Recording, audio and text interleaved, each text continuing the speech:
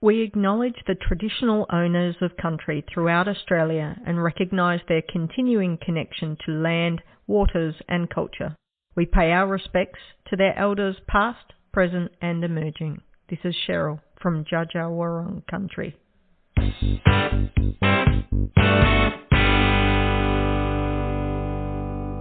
Okay, so welcome to the latest edition, the Christmas edition of the Beyond 90 pod. It's just the dynamic duo today due to other commitments. That's what happens at Christmas, yes. So it's myself, Eric Subihano, and also Brisbane Roar superfan, Magella Carter. How you going, Madge? Yeah, not too bad. It's been a good Christmas. Some interesting football games over the holiday period. So yes. Excited to get into it. Okay, so I suppose let's just start. And of course, unfortunately, Cheryl, due to other commitments, our usual host could not be here, but I'll crack on with, I think, a great segment that she started, which is, of course, linking every episode number to the Matildas Cap of the same numbers. This is episode number 76. And so today we speak about Matildas Cap number 76, Sacha Wainwright. So thanks to the notes Cheryl has lovingly put in WordPress, this is definitely not my work. Sasha Wainwright was the fifth Matilda out of 13 to debut in 1994. She played 81 matches for the Matildas, including 65 A internationals, and that includes appearances at 2 World Cups in 1995 and 2003, as well as 2 Olympic Games, Sydney 2000 and Athens 2004. Wainwright was the vice-captain of the Matildas between 2002 and 2004, and also wore the armband for Canberra Eclipse in the old Women's National Soccer League. In 2010, Wainwright was inducted into both the ACT Sport Hall of Fame and the Capital Football Hall of Fame, and then in 2016, she was inducted into the Football Federation Australia Hall of Fame. Sacha now works as a general counsel. I don't know what that is, but it sounds incredibly important. So sorry to put you on the spot there, Madge. What memories do you have of council? Yeah, you're right. Yeah. Especially C-O-U-N-S-E-L. Yeah, I think you're right there. But do you have any memories of Sacha Wainwright? Oh, a little bit before my time again, I think. But yeah, so there's 81 games there for the Matildas, including 65 A internationals. That's a really good sort of bunch of games when, we didn't necessarily play as many international games back in the 90s. So, fantastic servant of the game. Yeah, excellent. Okay, so I think we'll crack on with hot topics. And one thing I think I have strong opinions, which you'll hear in a moment about this, but something that's back again is the issue of a biennial World Cup. FIFA has released some content recently, including a survey saying that the majority of fans are in favor of switching the World Cup, and this is, by the way, both women's and men's football World Cups, from once every 4 years to once every 2 years. So while I quickly cram through these articles, what thoughts did you have, Madge? Well, when I read the article from the FIFA Global Summit where this was presented again, I guess the thing that stood out to me was, and I think this is Dale's point when we talked about it previously, it was all about the money for the member federations. So yeah, they're talking about increased financial returns for running both men's and women's World Cups biennially. But yeah, look, I think again that there has been some discussion in the presentation about ensuring that it doesn't result in an increase to player workloads. So looking at the international windows and how they can align the football calendar to accommodate that much international football, but it's still a little. I haven't gone into the details of the proposal, but it does still seem a little bit light on details to how exactly that would work with club football, continental tournaments as well, like your Euros and your Asian Cups.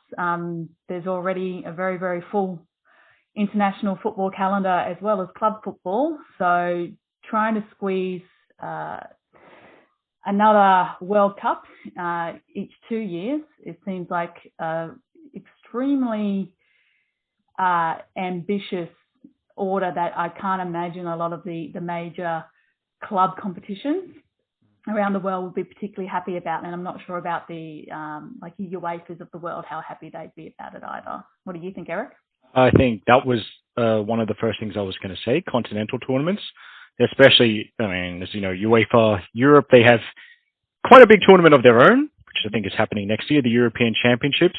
And but obviously it's not just them. The Asian Cup is also massive. And, you got, nations with a great history in the game, such as Japan, China, and Australia there. What happens to the Asian Cup? And also South America, et cetera, all the confederations. Where does all this football fit in? Because presumably you need some sort of qualification system for biennial World Cups and these continental tournaments somehow.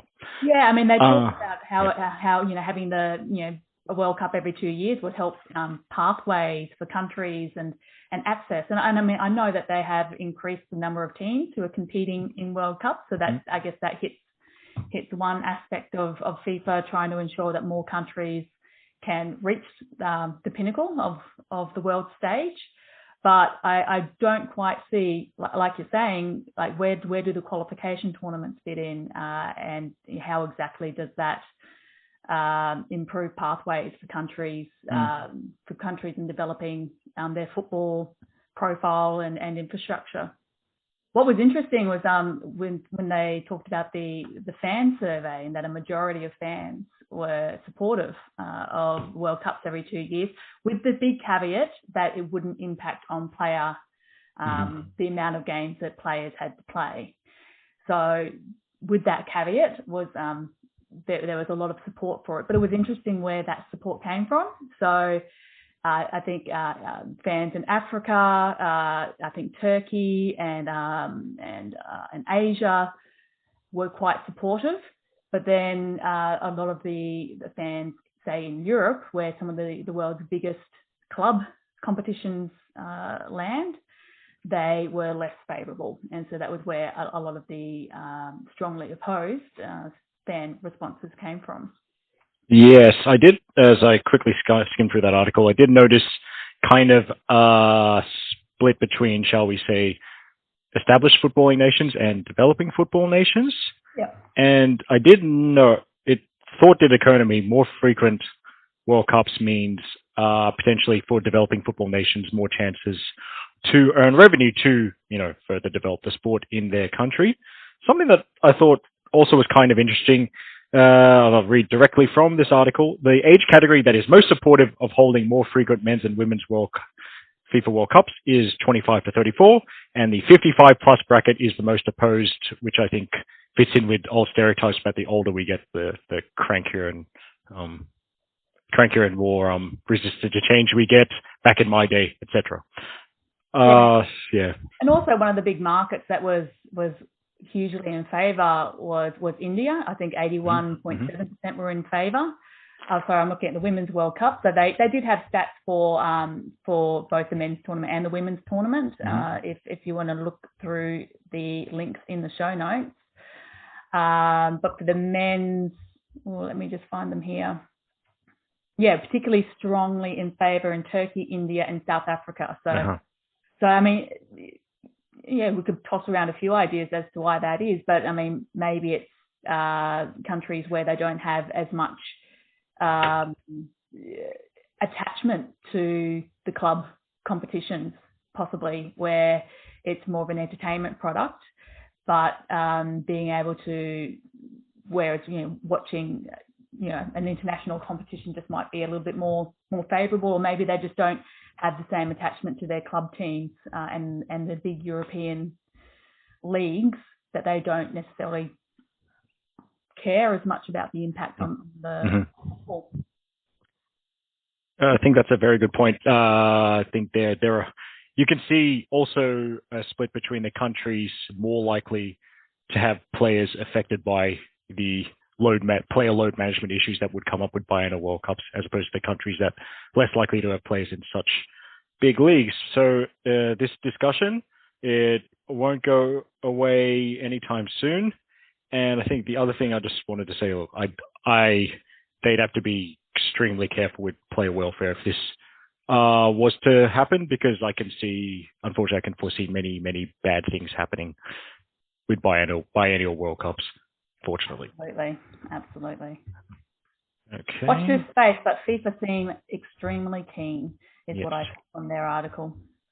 Okay, so, and don't know if you've read this. The Australian Human Rights Commission and the New Zealand Human Rights Commission, along with FIFA, published a human rights risk assessment for the 2023 FIFA Women's World Cup. Have you read that or heard of that at all? It's quite a few pages. I think it's going on 70 pages long, so I haven't read it in detail, but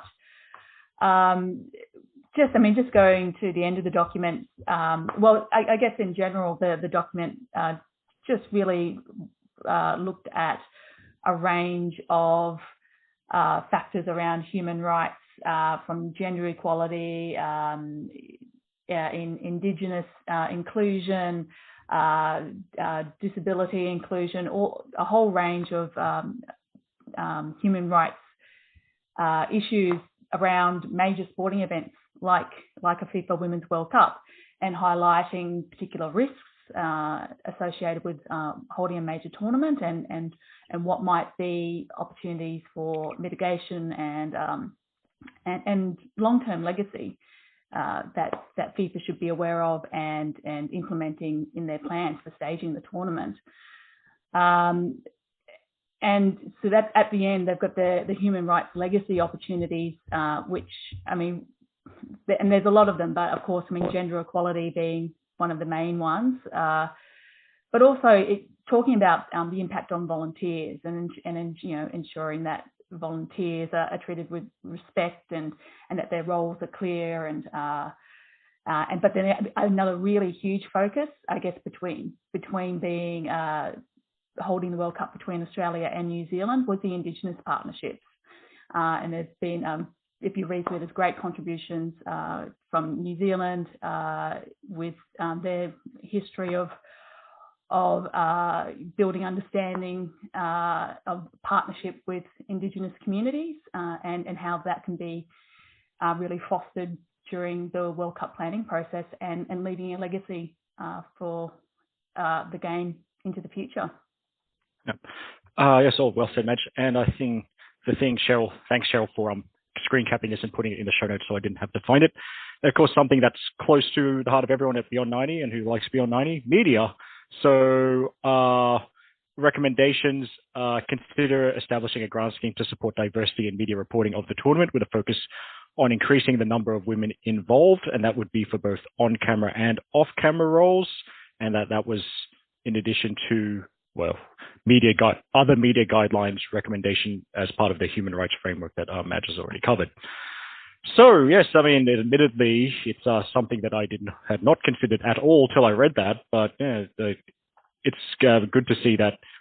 There's a lot of things, obviously, just outside the pitch that need to be taken into consideration when hosting an event this large, and it's good to see there's people with their eye on it. Now, moving on to something that our own Nick Amies, who's covered Brisbane Roar in the past and is involved very heavily in the local NPL scene in Sydney, suggested is perhaps a bit of chat around bolters for next month's Asian Cup. And I think in a pre-show discussion, Cheryl said, basically, I could drive this, and I'll take the lead and give you, Madge, some time to think. So I think for me, there's only one name came to mind straight away as a bolter, someone without much previous senior national team involvement that I think would go very, very well at next month's Asian Cup, and that is Courtney Vine from Sydney FC. I think speed like that is always useful, but she's not just like a fast person. She works incredibly hard, good finisher, good creativity to set other players up as well. She's by no means a selfish player. In fact, very much the opposite. And I really would love to see Vine time for the Matildas. Also, a friend of Beyond 90, Teo Pellizzeri, I liked a point he made in the comms for the Melbourne Derby on Boxing Day, which he's which is pretty much he's basically trying to manifest Holly McNamara getting selected next month. And Holly McNamara, only 4 games in the A-League Women so far, but a tremendous impact in all of them. So yeah, that's another player that I think. They already are aware of her. Obviously, they would have been aware of her before she made her debut for Melbourne City. But yeah, that's another player that I think would fit in quite nicely in the Matildas squad. But Madge, did you have any names that came to your mind in terms of bolters? Well, it's not so much a bolter, but I guess someone who hasn't been involved with the Matilda squads for a while. I mean, we've got Alex Chidiac back in the league and getting some decent game time. So I think we've been questioning why she hasn't been brought into squads, maybe just difficulty of distance and where she's been playing. But, she's been playing really well in the few games that we've seen her playing for Victory. And our midfield is a little light on at the moment. What with Chloe Lagazo still being injured, I'm not sure whether Chloe. It's ACL, wasn't it? And that's not that long ago, so that unfortunately she'll be out. Yeah, because it's Brazil against Brazil, is it? Yeah, no. Yeah. Oh no, yeah, Ireland. Sorry, Ireland. Sorry. So that's fortunately that'll see her out till next September, I think. Unfortunately, get well soon, Chloe. But yeah, Alex Chidiac, I think, it's like the other thing, like speed. You can't have too much speed. You can't have too many creative midfielders. Alex Chidiac, as I think was demonstrated in the first Melbourne Derby 2 weeks ago, where she basically rode off a challenge and played the perfect pass for friend of Beyond 90, Catherine Zimmerman, to score. Chidiac's got the knack for just finding a way to break down a defence. Yeah. It's been unfortunate for her in clubland recently, just a stint at Atletico Madrid that really didn't go well, with just her not being involved, basically being an unused substitute most of the time. And I think it's unfortunately been a similar story so far at Jeff United Chiba in Japan's Women's Empowerment League, which is part of the reason she's at Melbourne Victory right now. But Chidiac, just as one of those players that has that, I hate to use a cliche, X factor, like she'd also be fantastic to be brought back into the frame, I think. And a physical player as well, which I think would match up really nicely against some of the other Asian teams like your Japan and your South Korea, and your Thailand as well. So they're all, it's quite, the opposition, a lot of them quite technical. So having her close ball skills, I think would be a really useful addition. Other than that, we can always go back to the defence conversation and, Jessie Rashard. Early 30s, but, playing up a storm for Brisbane Roar at the moment. Some decent speed, which I think we've been crying out for in the Matildas backline occasionally, and especially again against quick opposition in an Asian Cup, could come in handy, and also nice and tall. So tall, mobile defender. Why not? Let's manifest Jessie getting a later in life Matildas call up. Yes, I 100% agree with that. A couple of things I want to say. Firstly, I think without giving away too much detail, Jessie will be glad that you described her as early 30s. Secondly, decent speed is quite the understatement. Now, I did not realize exactly how fast she was until this season. But yeah, wouldn't that be a story of someone who didn't make her National League debut till 2019 made a national team squad? That would be incredible. Also, back to your point about Alex Chidiac and her technique, futsal background. Yep. And to my random fact for this week, she was on the same South Australia under-12 girls futsal team as Matilda McNamara, Chelsea Dorber, and Emily Condon. So there you go. Okay, now next news. Down to our friends on the West Coast, there has been a fixture update for Perth Glory. And so they, as unfortunately a bit like last year, but at least I think potentially they've had a bit more notice, and hopefully it goes better for the team in purple this time around. Their fixtures, they're going to be very busy in January. 6 games next month. So I'll just quickly run through them. Starts on New Year's Day. They've got Adelaide away at Cooper Stadium. Then that's 1st of January. Then Wednesday, the 5th of January, they host, inverted commas, Canberra United somewhere in either New South Wales or the ACT. I'd like to go to that. I'd like to plan to go to that as soon as I know where it is. Then Saturday, the 8th of January, away to Sydney FC at the Leichhardt Oval. Sunday, the 16th of January, away to Newcastle Jets at number 2 Sports Ground, or as we prefer to call it, Cheryl Salisbury Field up at Newcastle. Then there's a to be confirmed, like most of the games in round 8, and I believe because it coincides with the Asian Cup, but it is the weekend of the 22nd and the 23rd of January. Perth Glory will be the nominal home team against Western Sydney Wanderers somewhere in New South Wales. And then Saturday, 29th of January, it's the first ever women's distance derby, Perth Glory versus Wellington Phoenix, again, somewhere in New South Wales. And for the eagle-eyed Glory fans who wonder what happened to the other game between Glory and Adelaide, Perth Glory's home game, and fingers crossed this is a genuine home game, against Adelaide United, now moved to Wednesday, the 2nd of March, and that will be at Macedonia Park in Stirling, I believe the suburb is. So Alex Sapakis and team will be very busy, so hopefully we'll actually get to see them in action. Yeah, it's a really tough run for them, but hopefully they've got, I don't know where they're going to be staying. I assume they're going to be staying somewhere in New South Wales, and hopefully they've got a good setup, because there's a lot of games there in fairly quick succession. But at least they don't have their travel that they usually have. Yes, that's probably the one upside.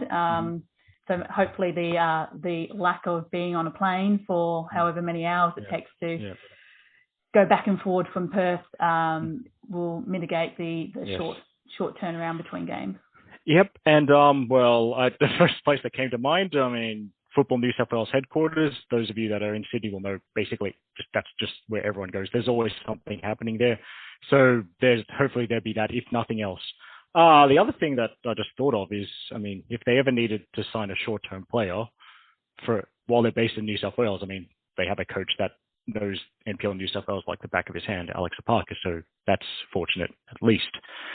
But on to the most recent round of action, round 4 already, out of 14, and I think I'll hand it to you for the first game on Thursday the 23rd between Canberra United and Brisbane Roar at Viking Park. Yeah, interesting game. Frustrating game, I guess, from my perspective.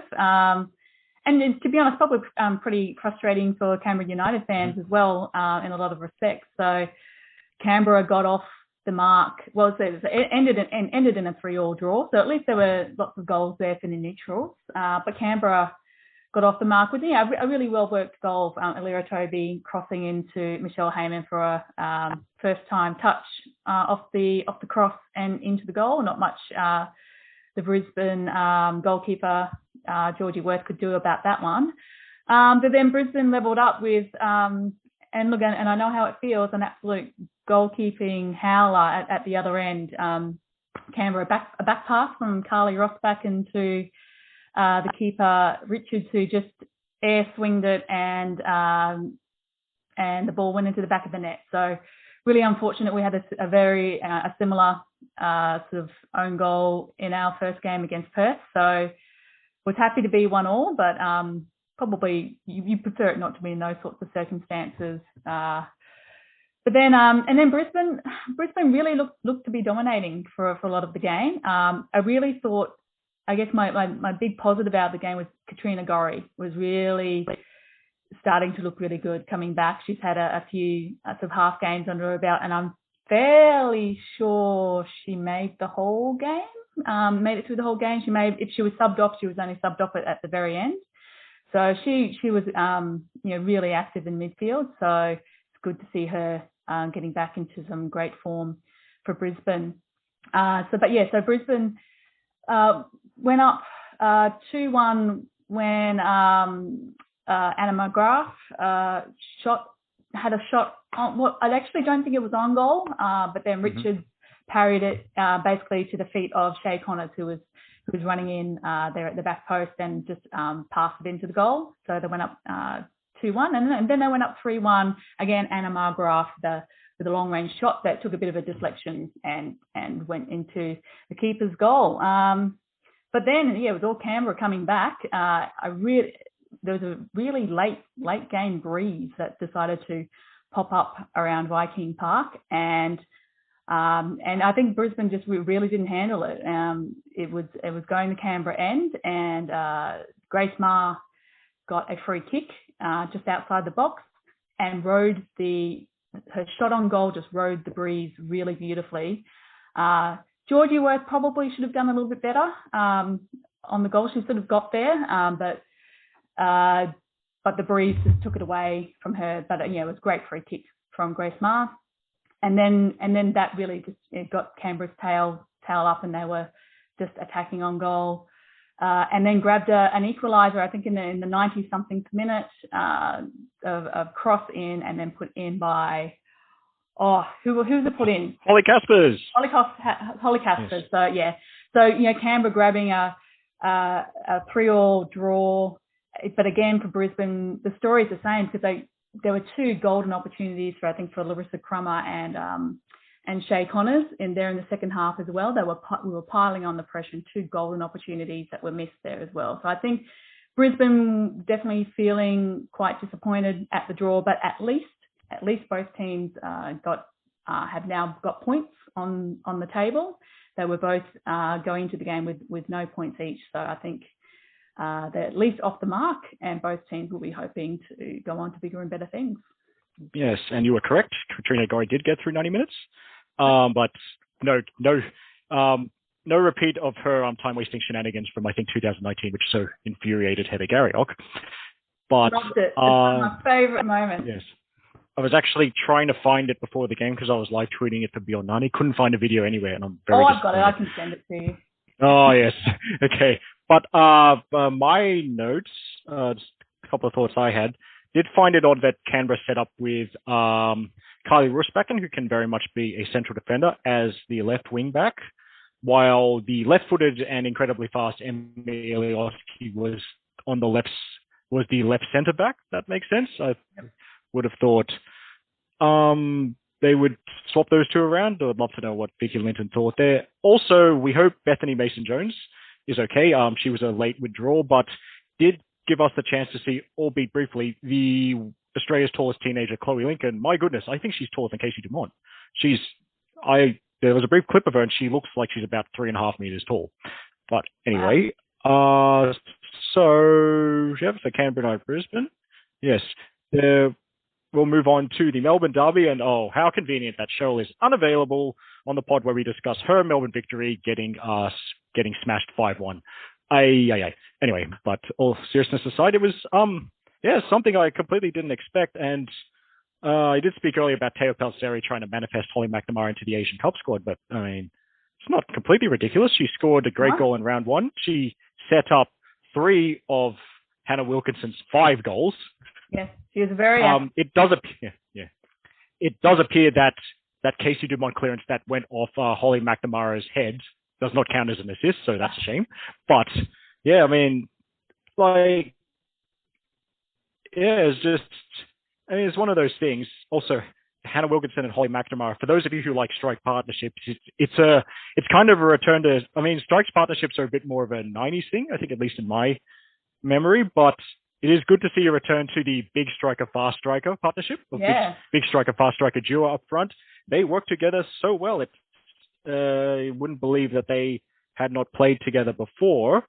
But also, by the way, just shout out to Tyler J. Blinish, who assisted, I think, Wilkinson's 5th goal. And also well done to Maya Markovsky, who got Victory's consolation. That's her first goal in the A-League women's competition.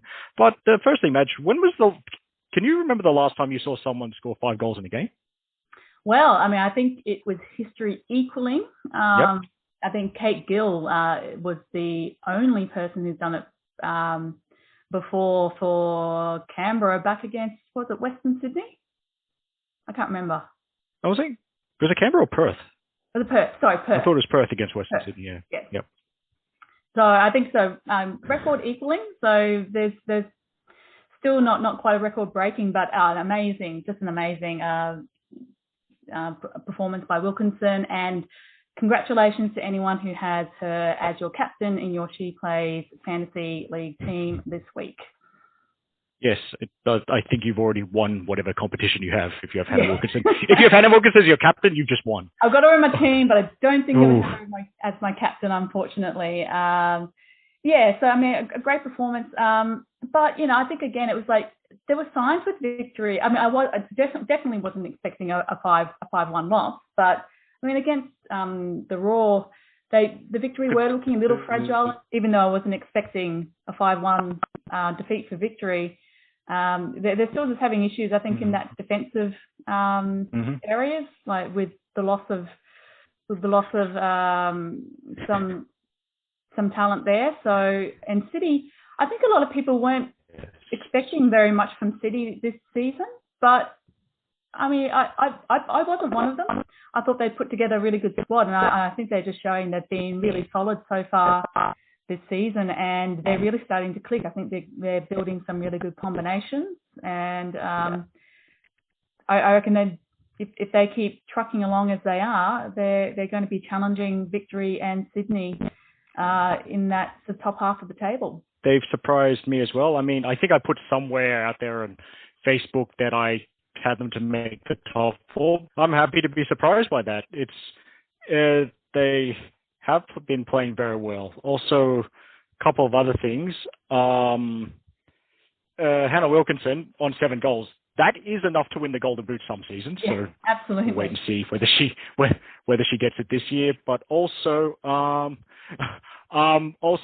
Kieran Yap on Twitter, as we were talking about manifestation, he has bought a Matildas jersey with Kane Morrison on the back, which I think is absolutely wonderful. And when she gets back, I'd love to see her naturalised and in the Matilda squad as well, because goodness knows we need as many defenders as we can get.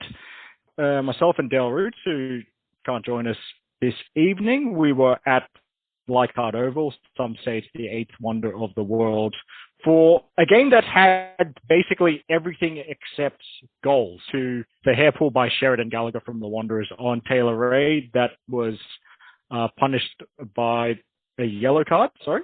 Yep. Yeah. Look, I'm rewatching. Yeah. I think on first. Am I dropping out again? But yeah, on the hair pull. I think on first watch, it was really shocking, and it is something that when deliberate actions like that happen, I'd agree it's a red card. But I mean, on rewatching, I'm not sure how deliberate it was. And I think Gallagher has come out and said that it wasn't on purpose. But I mean, we've only got that one angle, but it didn't look to me like she had a fistful of the hair. It did look more like her hand got caught in the hair, but that's just on a very grainy replay that I saw. So I mean, I really hope that it wasn't deliberate, because if it is deliberate, then yes, it's something that I would agree. Yeah, it should be a red card. But then maybe the ref had the best angle and maybe did make the call that was warranted at the time. What did you think? What did you see, Eric? Yeah. Well, of course it is. And if I'd been better at research, I would have looked up the actual wording of the laws of the game, and specifically the 7 conduct. And I think I'm online with you. It's probably a bit of a stretch to say it was deliberate, which you pretty much have to say for it to be a red card. So thankfully Taylor Ray was okay and finished out the game, but yeah, I'm kind of leaning towards you playing if it was a red card, that's for sure.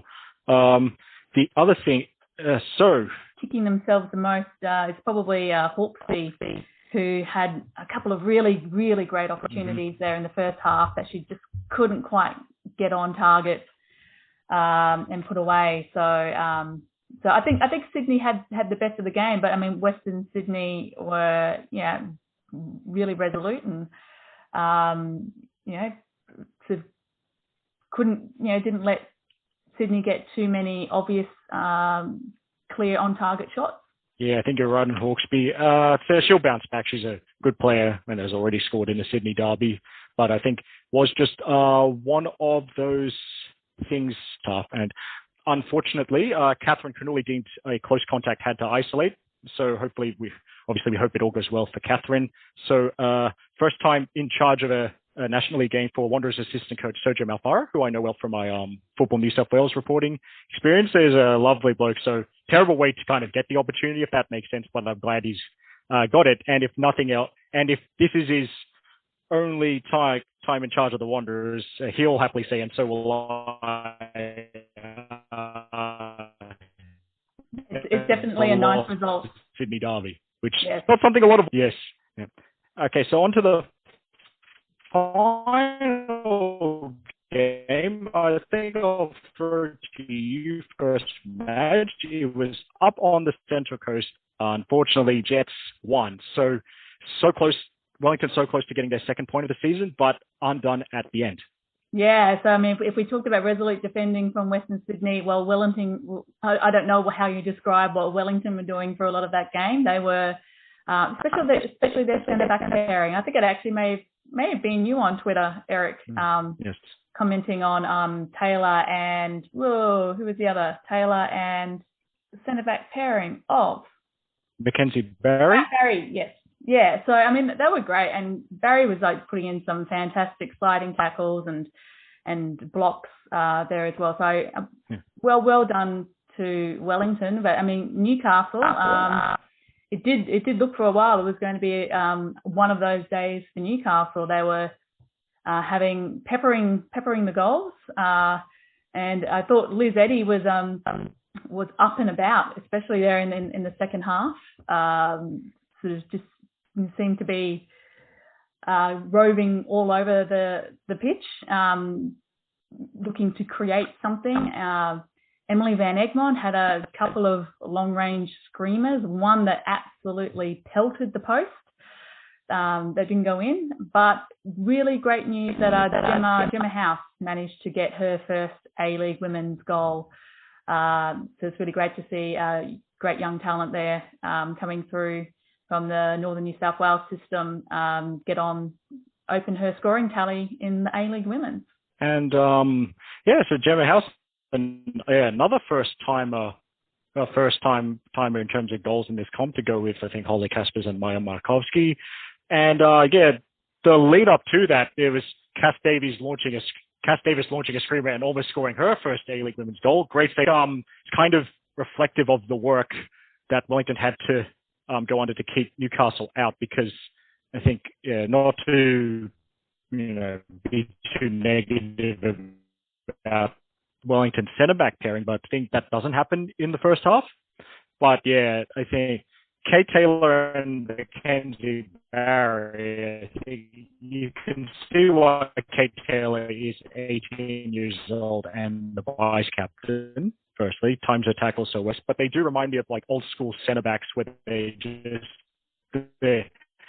basically their sole purpose in life seems to be to throw body part. Those two do it very well. And also another good goalkeeping performance with Lily Allfeld. She's a bit unlucky not to keep a clean sheet. And I agree with you about Liz Eddy. Started as a fullback, then I think she just decided herself that she wanted to be an attacking midfielder, which good fun. Bit of chaos from Eddy. And Christian Wilkes called it chaos football. Yeah. And the other note, good to see Kirsty Fenton back after that positive COVID test, and from that ankle injury she scored the last time the Jets played Wellington. So it's been an eventful start to her first National League campaign. But Kirsty Fenton, another player that made some good attacking runs when she came on as a substitute. So, yes. Now, I think we'll just quickly recap the ladder. Yeah, sorry. Yes, I think go on.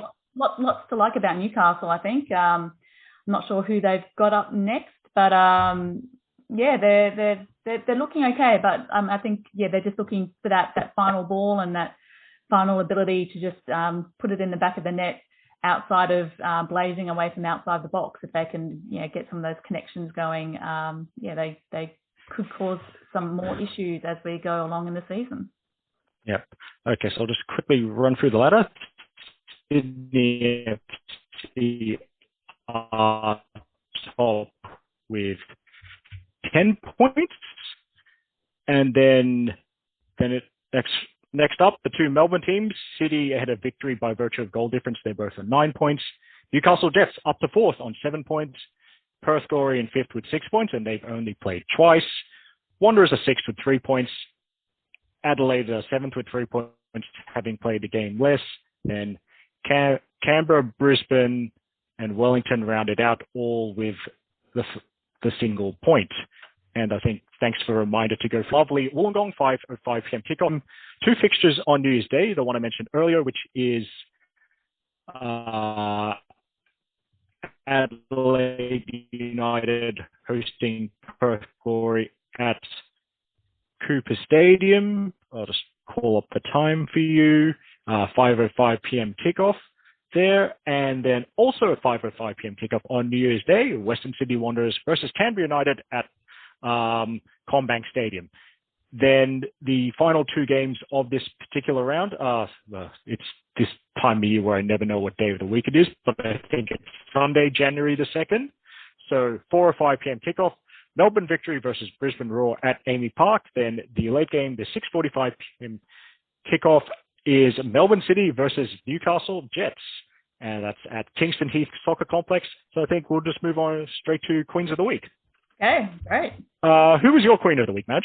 A debut goal scorer this round, Gemma House for me, opening her A-League Women's goal scoring tally. I think a lot of the Jets fans had been hoping and waiting for Gemma to get on the score sheet, and she was able to do it this weekend. So that was great to see.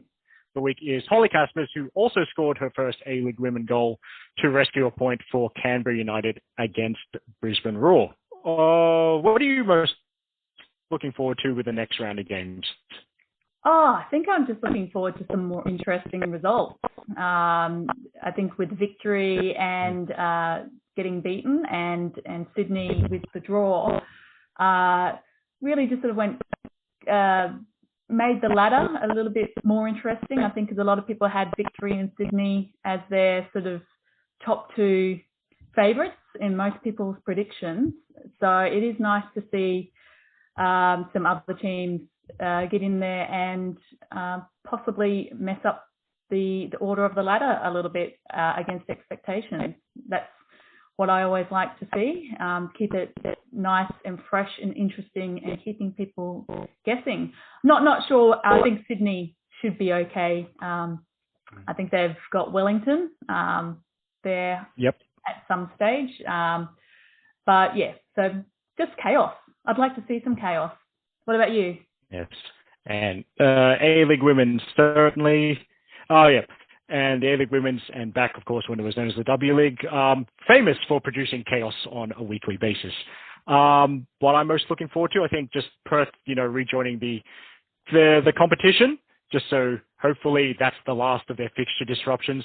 Please, fingers crossed. So I think Alex Park as a coach I rate very highly for his work in NPL New South Wales that got him the Perth Glory gig. Like what he's doing there at Perth Glory, and hopefully it hasn't disrupted them too much and they can, have a good January. Wholeheartedly agreeing with you. It'd be great to see Perth kick on with a non-interrupted season for the rest of our remaining games. Yeah, so that's about it. So, so on behalf of Madge and myself, thanks so much for listening to the Christmas edition of the Beyond 90 podcast, episode 76. We hope you're able to get out to football if you can, but always stay safe. Take care of yourselves. Enjoy the chaos, and we'll see you next time. Thanks, guys. Yeah, disappointing because I thought we didn't play well. So when you don't play well to your standards, that's always disappointing. But in saying that, the conditions weren't the best. Obviously, that's for both teams. And to lose Remy 2 hours before the game obviously makes an impact on the team and the cohesion. But yeah, disappointed. But we're still undefeated and got a point out of the game. Yeah, lots of chances, 14 in total, 1 shot on target. Is that a little bit disappointing as well? Yeah, 100%. We dominated. First half, I thought we had 4 really good chances. Outside of those, maybe it was a bit 50-50 in terms of chances, but we needed to score those, especially early on.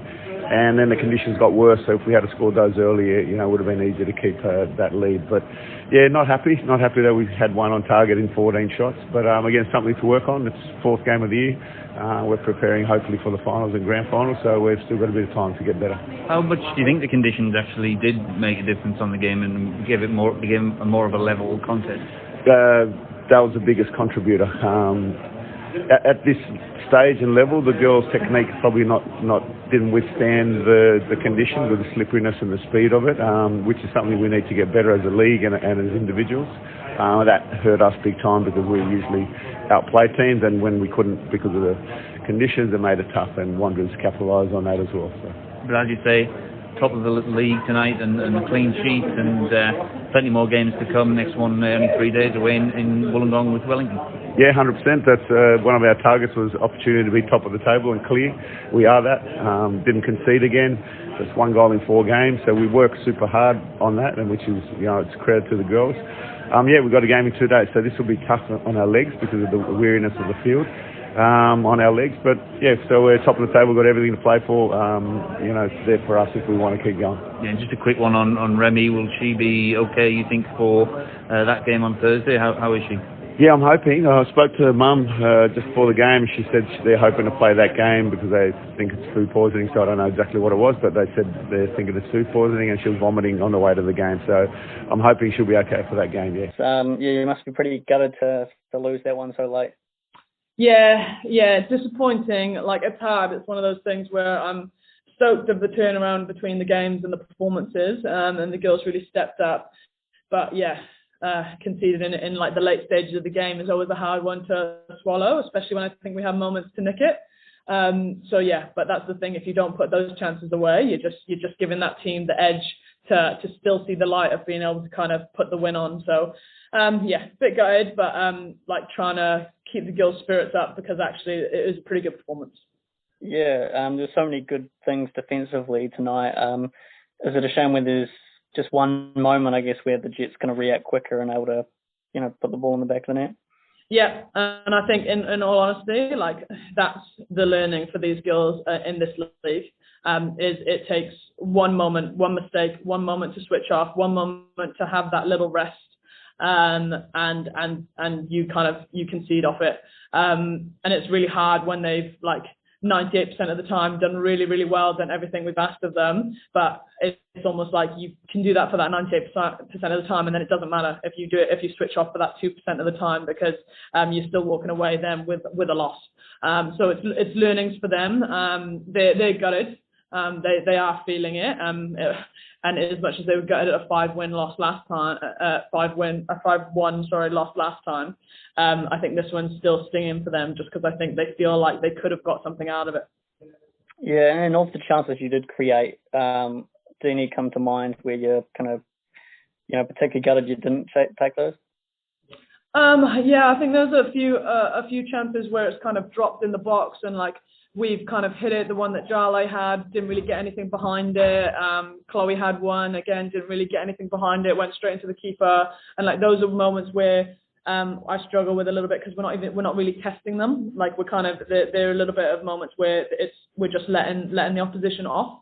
Whereas if we're forcing a save, if we're forcing something a little bit more about them, it keeps them on edge a little bit more. So I think probably those 2 moments come to mind of 2 shots where I felt like we've worked really hard to get in those positions and then they've been a little soft. Hey, Jem, a really tough one to take there for you. I guess the nature of the defeat, and you mentioned how, obviously they left it late to score. I'm wondering if you think that's probably going to be harder to pick the girls up, given, just how they were so good compared to 3 weeks ago. Yeah, and it is hard, and even seeing them after the game, and a lot of people sat down, a lot of people feeling really good at it, and it is kind of wondering if that'll be the case. But at the same time, we had a bit of a talk about it. Lily rallied up the group as well and was chatting to them, just because that game was chalk and cheese for us. We were competitive in this game. We were struggling to even be competitive the last time we played them.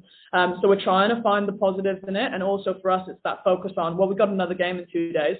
So as much as this hurts, we can't sit here and dwell on it and like mourn it, because actually we need to take the positives, take the learnings, and move on, because this is the A-League. We're in a season. We have to carry on. We have to push forward. So it's learnings for them. Doesn't mean it doesn't hurt, but we're trying to kind of reshape their focus a bit to be like, okay, see the positives in the game, understand that it stings to lose in those moments, and let's not let it happen again, and let's move on.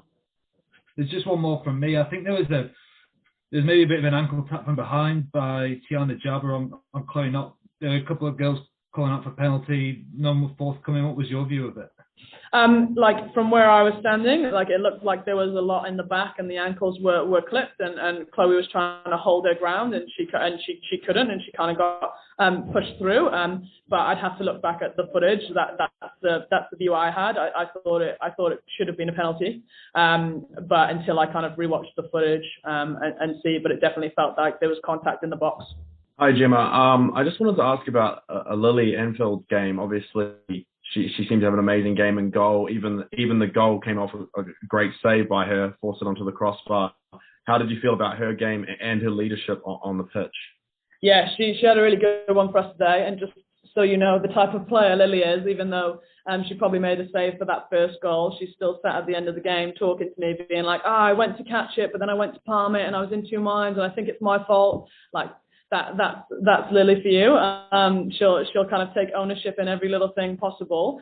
We're super proud. Like, she did the hard work and was really rallying behind the girls to kind of put in those blocks. She made a few big moment saves and kind of worked with the girls to keep them going, keep them pushing.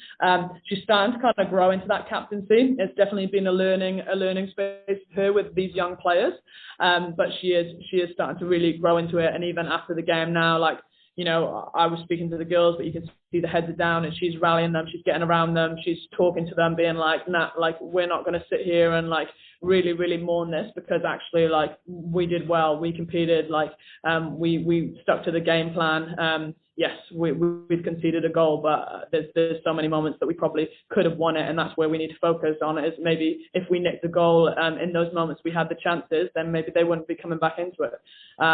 She's done really well. She had a big game for us, but she's still reviewing that goal already and thinking it's partly her fault. But that's Lily for you. She'll always try and take responsibility. Yeah, and obviously the defense was really improved today, but it's just one goal in the 4 games. Do you think that weighs on the players' minds at all? Like, not even just the losses, but just like, we've only scored 1 goal in 4 games. Do you think that's getting to them at all, or you guys? I think it's hard. Like, I do think in those moments it's difficult, because I think what we can see, and you can see in those moments where we get in front of goal, or we have those moments, it's rushed. It's under pressure. We kind of aren't really turning those chances into meaningful chances. But often it's because we don't see those moments a lot through the game. So I think we have been kind of thinking about that more in training and working through some of that more in training. We've always been really good in a defensive transition. Now we're trying to kind of think about leaving players a little bit higher now and again as well, to have platforms to build off, to see if we can attack a little bit more. And I think we did see that today. We saw our fullbacks getting on more. We saw us creating more chances. And I think the more we do that, the more we get in front of goal, the more we'll start to convert those chances. But to be honest, I do think, there is pressure there. Like, when we've only had handful of shots across the season, I think you can feel that when we get in front of goal, that sometimes it gets rushed, sometimes there's pressure, and I do think they're starting to feel that, but that's on us to reshape that and kind of build in that confidence and that trust and that resilience. Yeah, and just one more from me. Kaylee Brown got 50 minutes out, I think, but she went down a couple of times. How's she kind of feeling after that game? She's good. We're stoked that we got that much out of her. I think in moments in the first half we were wondering if we were going to, but she's stubborn at times when she needs to be. She found a second gear and managed to live in there and still cause some havoc. So I think for us, like, the more the season goes on, she'll keep building. The ankle's fine. It's just like, she takes knocks. It's a little bit tender. That's the reality of it. That's what she's living with. It's nothing that stops her playing. It's nothing too major. But at the moment, it's still pretty tender when she goes into big contact moments. But you'll see it from the game. She doesn't pull out of anything. She's still she's still a weapon and kind of something we need. But I think she'll definitely start to build in as the games go. And we saw that from today. Like, we struggled to get 20, 30 minutes out of her in the last game. This game, she was being more aggressive. She was getting on more. She was starting to get some shots and things. So Kelly will start to look more like Kelly as we go on. Gemma, obviously got a quick turnaround against Sydney in a couple of days. Are you likely to rotate the squad much, and did that factor into some of the substitutions you made today as well? We have been looking at the games together, not just this game, and yeah, we did know that we wanted to kind of make some substitutions. We knew that Kelly was going to be limited anyway, so we knew that was going to be a sub we wanted to make. We know that we asked for a lot from our midfield, so and we knew asking for 2 90s out of Izzy was going to be hard, so we tried to play that by ear and be cautious with it. And to be honest, we are going to have to rely on our squad more. And I think we'll see that for the next game. It's not that we're still not going to want to push and improve against Sydney and push for a result. But at the same time, we have to think longer term season. Like, we have 2 days turnaround. You saw the girls and how much work they put in this game. 2-day turnaround is really difficult to go and do that again against finalists from last year. So we're going to have to rely on the depth of the squad and have to kind of rely on some players putting in some bigger minutes. Yeah, first of all, what do you just kind of make of the performance and the result last night? It must have been pretty gut-wrenching to lose the way you did. Yeah, it was a hard one to lose. I thought we definitely had it within us to carry on and, hang on and even possibly, nick that goal at the end. But overall, just, really, really pleased with the girls and how they turn the last performance against the Jets around and even built further on from our previous game last week in Sydney. Yeah, and Gemma kind of mentioned last night that, you had taken, I guess, the goal pretty hard as well. I mean, it was a great save to tip it on to the bar. It must be frustrating, when you make a great save like that, but they can still kind of put the ball in the back. Yeah, absolutely. I've reviewed that footage, and I definitely think I could have done better with that and put it out of play. But again, I guess it's just the nature of it. Sometimes any other day it could have fallen to our defender, but it was right there for the taking for them to pop it in. But yeah, we can review that and we'll go over that later in the footage today and figure out how we make sure any rebounds like that don't go in. Yeah, and when you kind of watched it back, is the overwhelming feeling like a positive one that you were competitive, you came so close to getting a draw, or is it one of disappointment that you still walked away with no points? Yeah, I definitely think it's a mix of disappointment, but still pride in the fact that we followed through with our game plan. I think that's definitely where we struggled. In the last game, it all kind of fell to pieces, and we didn't, stick to what our game plan was. But I think every girl in that team that stepped on that pitch yesterday just followed it to a T. Everyone worked so hard, and threw their bodies on the line. Especially like in our transition, just the sheer effort to get numbers back. I think there's so many positives to take away from that game. We're not too disheartened, ultimately by the result. A few games into the season now, I guess results aside, how much better do you think this team is, or do you think you've improved since that first game? Yeah, I think we've definitely improved. I mean, we started off fantastic against Western Sydney, I think, but a lot of that was probably just driven by the moment of that first game. But I think now, we have to figure out a way to get results consistently. And I think, we've fallen into that stride. We're doing well, to figure out how to play week in and week out. That's going to be the key for us. But I'm just, so proud of the way the girls have taken on so many learnings. There's so much for them to learn in such a short amount of time. And I think everyone's been very open-minded, and the coaches have been great in guiding us and, helping us figure out what we need to do. Overall really pleased. Aside from that 5-1 game, you haven't conceded too many goals per game. It's been the other end where I guess you've sort of been lacking. Do you think you guys are still creating enough to score goals per game, or do you think you need to be a little bit better at that end of the pitch? No, that's definitely a fair call. I think we definitely, yesterday was an improvement in terms of getting balls in that final third and, getting the balls into those those opportunities for a shot at goal. But I think it's just that final execution that we probably need to go away this week and work a lot on. We've obviously got a quick turnaround for our next game, but I imagine, our 9 days between the next, we'll spend a lot of time, working on that. And just lastly from me, you've obviously played, in this league. You've got some experience playing here. You're obviously, a leader in the team. You've got some young girls over there. What's this last sort of 4, 5, 6 days been like in particular? Christmas away from home for many of them, and how has your role been in that?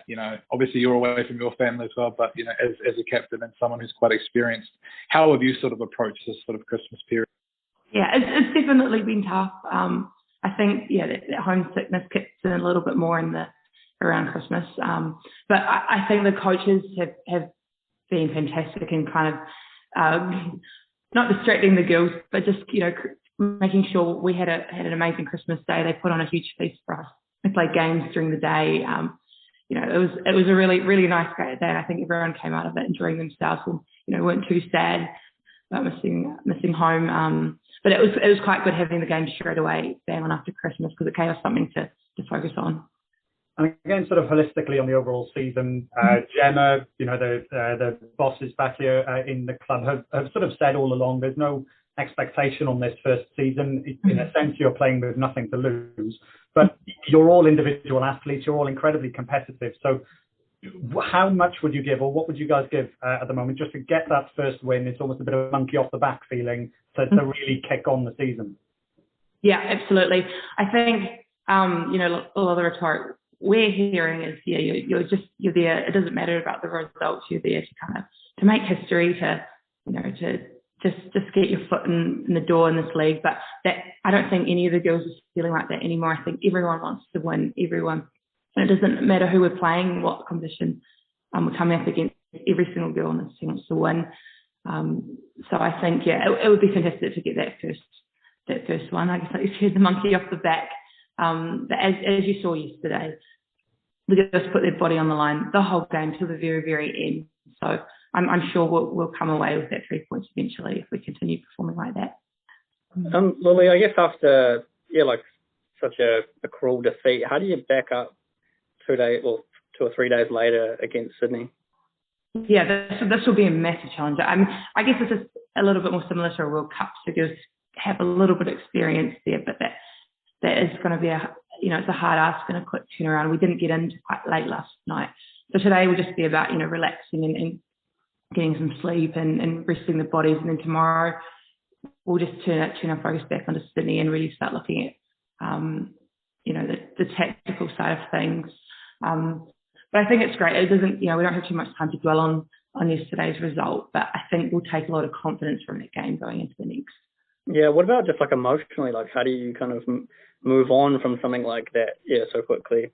Yeah, I think obviously we'll do a game review in the next few hours with the coaches, and I think once that's finished, it's kind of you close the book on that game and move on. So I think it's probably quite good. We really don't have any time to dwell on it emotionally. I think a lot of the girls are still hurting from last night, but we're athletes now. We have to figure out a way to move on, to put that in the past and start focusing on the next one.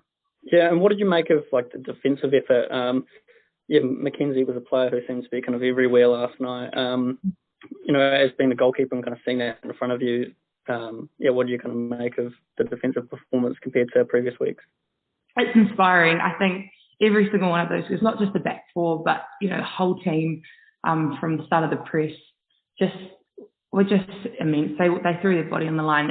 Everything. I was just saying how I had a few shots, but everything came kind of at me, or was easy to deal with just because of the sheer pressure they were getting on all the shots. A lot of shots never even got to me because we'd managed to recover and get numbers behind the ball. I think, like you said, Mackenzie and Kate were immense in the middle for us. And then, we asked a lot, especially of our fullbacks to bomb forward and to be, asset in terms of the attack. So it's a massive ask for Zoe and Saskia to recover, and I think they just did a great job last night.